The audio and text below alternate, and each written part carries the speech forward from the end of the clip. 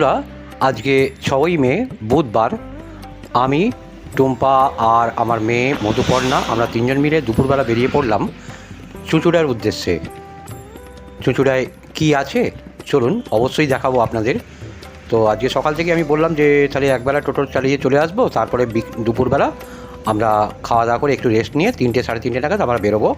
টোটো নিয়েই যাব শ্রীরামপুর থেকে চুঁচুড়া, দিল্লি রোড হয়ে যাচ্ছি।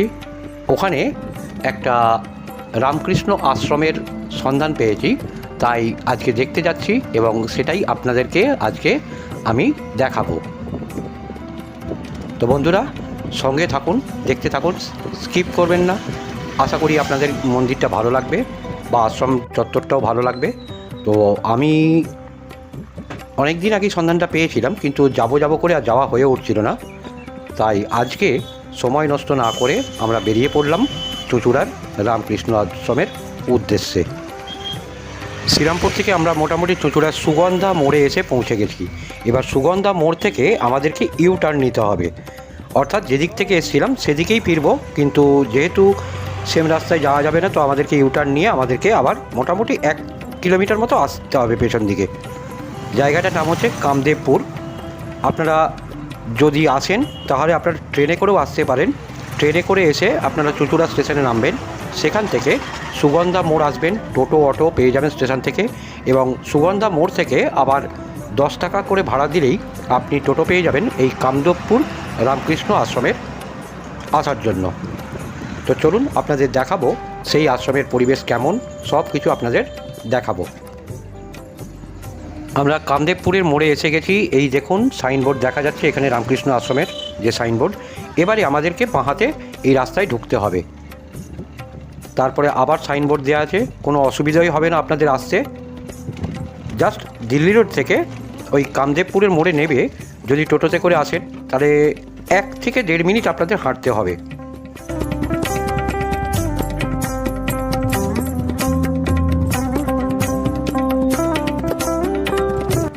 আশ্রম শুরু হওয়ার সঙ্গে সঙ্গেই দেয়ালে দেখতে পেলাম ঠাকুর শ্রী রামকৃষ্ণের বাণী এবং মা শারদামণির বাণী এবং স্বামী বিবেকানন্দর বাণী সব দেয়ালে লেখা আছে।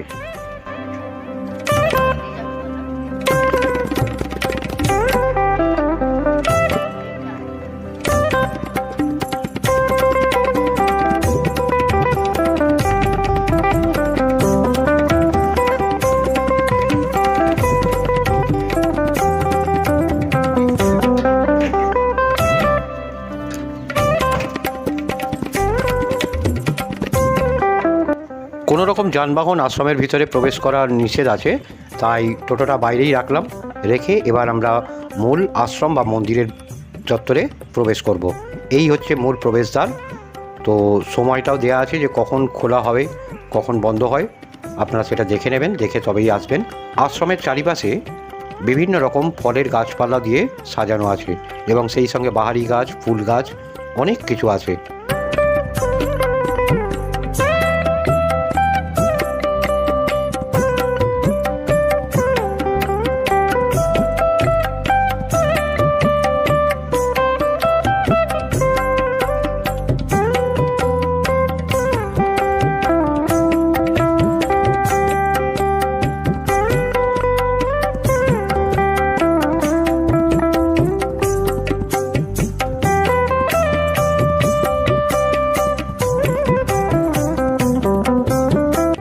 মূল প্রবেশদ্বার দিয়ে প্রবেশ করলেই এরকম দুধারে কি সুন্দর গাছপালা দিয়ে সাজানো, খুব সুন্দর লাগছে, মনোরম পরিবেশ, শান্ত নিরিবিলি, একদম অন্য একটা জগৎ। ওখান থেকে সোজা হেঁটে এলে প্রথমেই যে বিল্ডিংটি দেখা যাচ্ছে আমরা সেখানে দেখতে পাবো এই আশ্রমের অফিস আছে, যেখানে বিভিন্ন রকম ওনাদের হাতের কাজের, অর্থাৎ জয়রামবাটি বা কামারপুকুরের যে সকল জিনিসগুলো তৈরি হয় সেই সকল জিনিসগুলো বা ধূপ, ঘি, আচার, কাসুন্দি, ব্যাগ ইত্যাদি জিনিসপত্র আপনারা এখানে পেয়ে যাবেন। মূল প্রবেশদ্বার দিয়ে ঢুকলেই বাঁহাতে একটি দোতলা বিল্ডিং পড়বে, যেটা হচ্ছে অতিথি নিবাস। তার পাশেই আছে পুরুষ এবং মহিলাদের জন্য টয়লেট। আশ্রম চত্বরটি খুবই পরিষ্কার পরিচ্ছন্ন, একদম নিট অ্যান্ড ক্লিন, খুবই মনোরম পরিবেশ, কোনো আওয়াজ নেই, চিৎকার চেঁচামেচি নেই, শান্ত নিরিবিলি পরিবেশ। একবেলা এলে মনটা বেশ ভালোই হয়ে যায়। এই হচ্ছে মূল মন্দির। মূল মন্দিরে ঠাকুর শ্রী শ্রী রামকৃষ্ণদেব, মা সারদামণি এবং স্বামী বিবেকানন্দের প্রতিচ্ছবি এখানে পূজিত হন। তো চলুন বন্ধুরা, মূল মন্দিরের বাইরেটা এবং ভিতরটা আপনাদেরকে দর্শন করাবো এবার।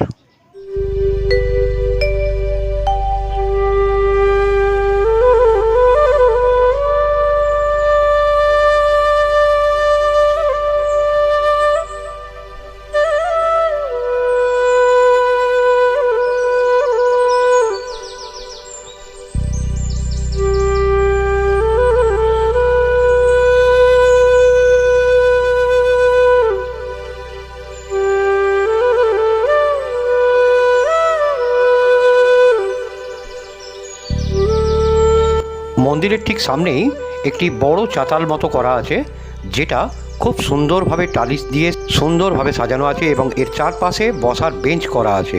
তো আপনারা চাইলে এখানে বসেও কিছুটা সময় কাটাতেই পারেন। পরিষ্কার পরিচ্ছন্ন একদম, কোনো জায়গায় কোনো রকম নোংরা বা ময়লা নেই। চাইলে আপনি মেঝেতেও বসে পড়তে পারবেন, এমনটাই পরিষ্কার।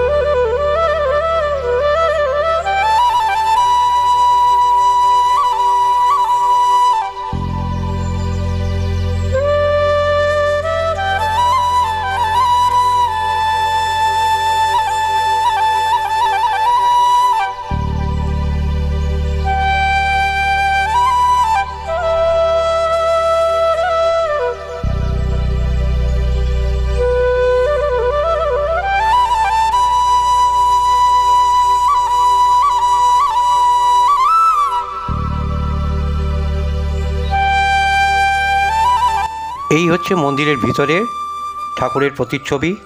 মাঝখানে আছেন শ্রী শ্রী রামকৃষ্ণদেব, বাঁদিকে আছেন মা সারদামণি এবং ডান দিকে আছেন স্বামী বিবেকানন্দ।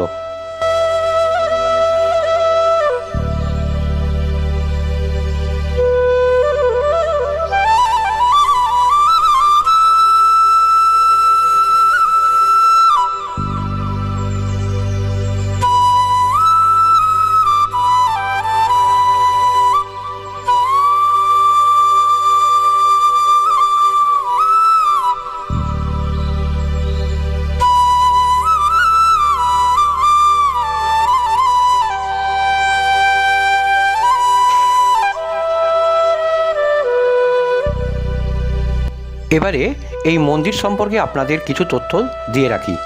এখানে ভোগ প্রসাদ তো পাওয়া যায়, কিন্তু আপনাদেরকে আগে থেকে ফোন করে জানাতে হবে যে আপনারা কতজন ভোগ প্রসাদ নেবেন, সেই অনুযায়ী বলে রাখলে তবেই কিন্তু এনারা তার আয়োজন করে রাখবেন।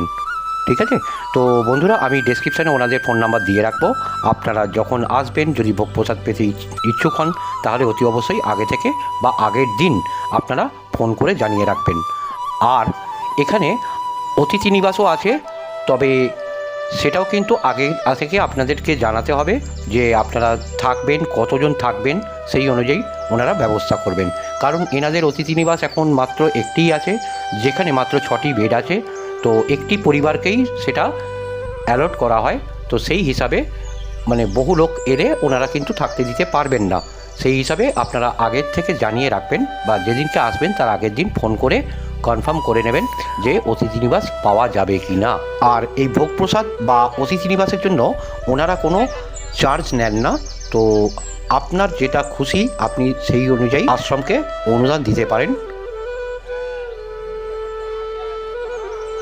ঠাকুরের আরতি শুরু হবে ঠিক সন্ধ্যা 6:30টায়, কিন্তু আকাশের যা অবস্থা দেখছি, বৃষ্টি প্রচুর জোরে নামতে পারে।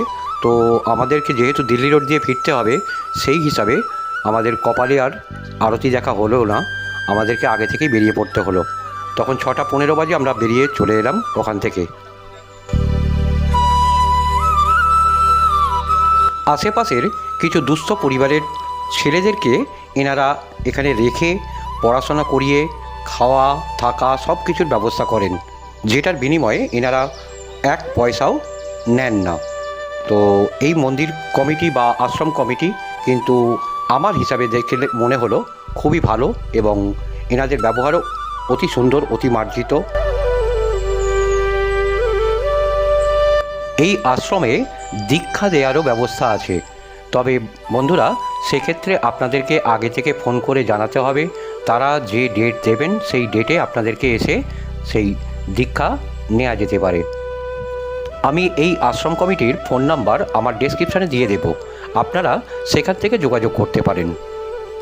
তো বন্ধুরা, আজকের এই আমাদের ছোট্ট ভ্রমণ স্থান কেমন লাগলো একটু অবশ্যই কমেন্ট করে জানাবেন। ভিডিওটা ভালো লাগলে লাইক করবেন, শেয়ার করবেন, আর যারা আমাদের চ্যানেলে নতুন তারা অতি অবশ্যই আমাদের চ্যানেলটা সাবস্ক্রাইব করবেন।